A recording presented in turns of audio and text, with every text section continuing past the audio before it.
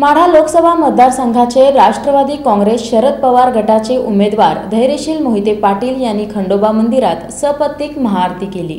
राष्ट्रवादी काँग्रेस शरदचंद्र पवार पक्षाचे उमेदवार धैर्यशील मोहिते पाटील यांनी पत्नी शीतलादेवी मोहिते पाटील यांच्या समवेत बाळे येथील श्री खंडोबा मंदिरात महाआरती केली।